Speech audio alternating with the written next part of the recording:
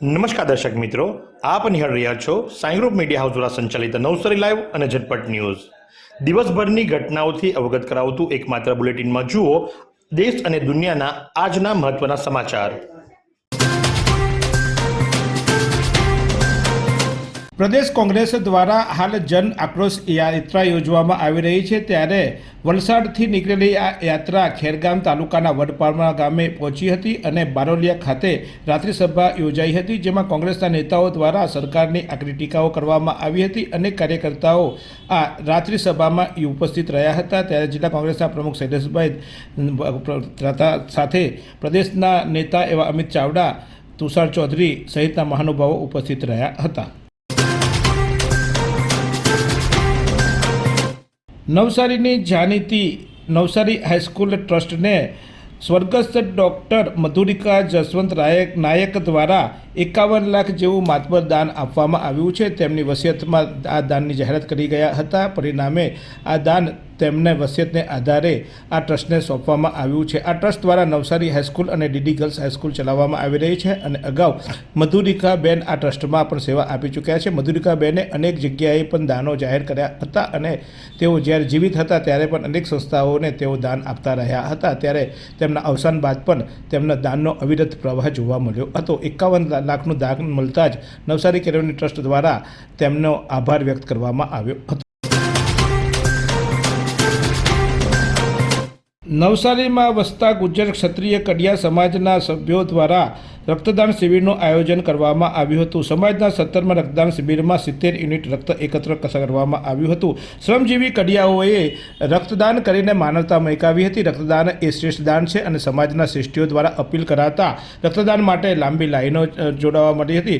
ગોપાલનગર ખાતે આવેલા ગુજ્જર ક્ષત્રિય કડિયા સમાજ નવસારીના તેમના વાડી ખાતે આ કાર્યક્રમ યોજવામાં આવ્યો હતો। ત્યારે સંસ્થાના પ્રમુખ યશવંત દાનાનીએ પણ સમગ્ર કડિયાઓને ખાસ કરીને આવકાર્યા હતા અને ખાસ કરીને સમાજના તમામ સભ્યોને તેમના જે ઓજારો છે એમની પૂજન વિધિ પણ કરવામાં આવી હતી। આ પ્રસંગે કુંવરજીભાઈ ટાંક, મનીષભાઈ ખોલિયા, રમેશભાઈ વગેરે ઉપસ્થિત રહ્યા હતા। ત્યારે રેડક્રોસ દ્વારા પણ આ સમગ્ર કડિયાઓની જે કામગીરી છે તેને બિરદાવવામાં આવી હતી। केंद्र सरकार द्वारा हाल बजेट जाहिर करवामां आव्युं छे, त्यारे आ बजेट में युवानो जोड़ाय अने बजेट ने समझे ते माटे माय भारत बजेट क्विंटेशन 2026 नो आरंभ करवामां आव्यो छे, जेमां अनेक युवानो 3 तबक्काओमां आ स्पर्धामां भाग लई वडाप्रधान साथे संवाद करवानी तक मळवानी छे। 3 फेब्रुआरी थी 17 फेब्रुआरी सुधी ऑनलाइन जे वेबसाइट छे माय भारत गवर्नमेंट इन पर जई ऑनलाइन नोंधणी करावવાની છે અને ત્યારબાદ તેમાં જે અલગ અલગ પ્રકારના તબક્કાઓ છે એ તબક્કાઓમાં ભાગ લેતા અંતિમ તબક્કાઓમાં વડાપ્રધાન નરેન્દ્ર મોદી સાથે વિર્ચ્યુઅલ માધ્યમ દ્વારા કેન્દ્રીય બજેટ 2026 અંગે સીધો સંવાદ કરવાની તક પણ યુવાનોને મળવાની છે। ત્યારે આ સમગ્ર સ્પર્ધામાં ભાગ લેવા માટે નવસારીના યુવાનોને અપીલ કરવામાં આવે છે। એવી કઈ હોસ્પિટલ છે જ્યાં કેન્સર માટે સર્જરીની સેવા હોય, કીમોથેરાપીની સારવાર હોય, રેડિયેશનની સારવાર હોય, પીટી સીટી સ્કેન હોય, કેન્સરની પેથોલોજી હોય, મેમોગ્રાફી હોય, એટલે કે બધું જ।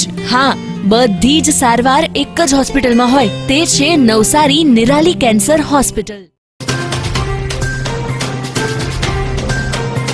नवसारी मुस्लिम एज्युकेशन एंड वेलफेर सोसायटी द्वारा वार्षिक इनाम समारोह योजवामां आव्यो हतो। समाजना प्रमुख वाजिद हुसैन दरगाहवालाना प्रमुख पदे आ कार्यक्रम योजायो हतो, जेना कीनोट स्पीकर तरीके डॉक्टर मोहम्मद नवाज डाया અને અતિથિ વિશેષ પ્રત્યે ડૉક્ટર સફી મોહમ્મદ વોરા ઉપસ્થિત રહ્યા હતા અને આમાં આ સમયે સમાજના અનેક પ્રતિભાશાળીઓનું સન્માન કરવામાં આવ્યું હતું। સન્માનપત્ર આપવામાં આવ્યા હતા। કુલ 215 જેટલા વિદ્યાર્થીઓનું સન્માન કરવામાં આવ્યું હતું। મુસ્લિમ સમાજ આમ શિક્ષણથી થોડા પહેલા વખત સુધી વંચિત રહેતો હતો, પરંતુ હવે ધીમે ધીમે મુસ્લિમ સમાજ પણ શિક્ષણ પ્રત્યે જાગૃત બન્યો છે અને આ જાગૃતતાને ટકાવી રાખવા માટે મુસ્લિમ એજ્યુકેશન ટ્રસ્ટ દ્વારા સતત પ્રયોગ કરવામાં આવ્યો છે। ત્યારે સંસ્થાનો સમગ્ર અહેવાલ ઉપપ્રમુખ નાદિર ખાને રજૂ કર્યો હતો અને આ સમગ્ર સંસ્થાનો જે કાર્યક્રમ યોજાયો હતો તેનું સંચાલન રફીક પટેલ અને મુમતાઝ બહેન દ્વારા કરવામાં આવ્યું હતું। ડાંગના શિવઘાટ પાસે પસાર થતા એક બાઇક ચાલક પર દીપડાએ હુમલો કરતા સમગ્ર પંથકમાં ભયનો માહોલ ફાંફી જવા પામ્યો હતો। ઈજાગ્રસ્ત ને હાલ આહવા સિવિલ હોસ્પિટલમાં સારવાર અર્થે ખસેડવામાં આવ્યો છે। ત્યારે સ્થાનિકો દ્વારા આ દીપડાના વિડીયો પણ ઉતારવામાં આવ્યા હતા, જે વિડીયોમાં આ દીપડો દેખાઈ રહ્યો છે। વઘઈ ખાતે પોલીસને મોટી સફળતા મળી છે, કારણ કે સરકારી અનાજ ખાઈ જનારા આવા ડાગુઓ ભરેલી ટ્રકની ચોરી કેસમાં આંતરરાજ્ય ગેંગનો એક આરોપીને ઝડપી પાડવામાં આવ્યો છે. વઘઈ પોલીસની ટીમે ટેકનિકલ અને હ્યુમન સોર્સના આધારે પલસાના સુરત ગ્રામ્યમાંથી ધરપકડ કરી અને મહારાષ્ટ્રના ઉત્તર પ્રદેશના અનેક ગુનાઓની પણ તેની પાસે કબૂલાત કરવામાં આવી હતી. આ ઈસમ સરકારી ગોડાઉન પાસેથી અનાજ ભરેલી ટ્રક લઈને ટ્રક ચોરી કરી જતો હતો અને 1 વર્ષથી ફરાર હતો, ત્યારે આ આરોપીને ઝડપી પાડવામાં વઘઈ પોલીસને સફળતા મળી છે. आइसक्रीम हमारे यहाँ रोज चाहिए, और वो भी रिफ्रेश के आइसक्रीम मिक्स. 5 से ज्यादा वैरायटीज. सर्च करो, क्लिक करो, लाइफ को रिफ्रेश करो.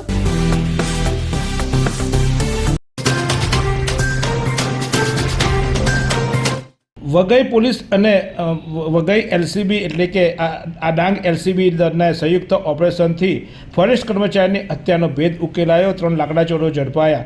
ડાંગ જિલ્લાના વઘઈ પોલીસ અને એલસીબી પોલીસની સમગ્ર તપાસ દ્વારા આ સમગ્ર ગુનાનો ભેદ ઉકેલાયો હતો, ત્યારે 3 લાકડા ચોરો ઝડપાયા છે. વઘઈ પોલીસ સ્ટેશનમાં વન વિભાગના એક નિષ્ઠાવાન કર્મચારીની હત્યા કરી ફરાર થઈ ગયેલા આરોપીઓને પકડવા માટે પોલીસ દ્વારા સતત ઓપરેશન ચાલી રહ્યું, ત્યારે 31 જાન્યુઆરી 2026ના રોજ વઘઈ તાલુકાના બોરી ગાંવઠા ગામે બનેલી આ ઘટનામાં 3 આરોપીને ઝડપી પાડવામાં આવ્યા છે. આ આરોપી દ્વારા વનકર્મી સનતભાઈ કનસુભાઈ બિરારી ઉંમર વર્ષ 53 કે જેઓ વાંઝટ આંબાના રહેવાસી હતા અને ફોરેસ્ટ ખાતામાં નોકરી કરતા હતા, ત્યારે તેમને ફોરેસ્ટ નાકા પર ફરજ બજાવતા હતા. તે દરમિયાન તેમને નોકરી પૂરી કરી ઘરે જઈ રહ્યા હતા, ત્યારે 3 શખ્સો દ્વારા સાયકલ પર ચોરીના ગેરકાયદેસર લાકડા લઈ જતા જોયા હતા અને તેમને અટકાવવાની કોશિશ કરતા તેઓએ હુમલો કરતા આ વનકર્મીનું અવસાન થયું હતું અને પરિણામે તેઓ ભાગી છૂટ્યા હતા. ત્યારે એલસીબીની ટીમ અને વઘઈ પોલીસ દ્વારા સર્ચ ઓપરેશન અને અન્ય સોર્સો દ્વારા તપાસ કરી આ 3 આરોપીને ઝડપી પાડવામાં આવ્યા હતા. ઝડપાયેલા આરોપીમાં પ્રવીણભાઈ પરસોત્તમભાઈ પવાર ઉંમર વર્ષ 21, હેમંત મોતારામ ઉંમર વર્ષ 20 તથા ઋત્વિકભાઈ મજુભાઈ પવાર ઉંમર વર્ષ 22નો સમાવેશ થાય છે. રસ્તા પર ગેરકાયદેસર દબાણો એ સમગ્ર જિલ્લાની સમસ્યા છે અને પરિણામે ટ્રાફિક જામ સહિતના અનેક પ્રશ્નો ઉપસ્થિત થાય છે. ત્યારે આ દબાણ હટાવવા માટે અનેક પંચાયતો વિસ્તારમાં પણ રજૂઆત કરવામાં આવી છે. ત્યારે ચીખલી પંચાયત દ્વારા આવા રીતે દબાણ કરનારાઓને નોટિસ આપવામાં આવી છે. ખાસ કરીને જાહેર માર્ગ પર દબાણ કરનારાઓને આખરી નોટિસ આપવામાં આવી છે.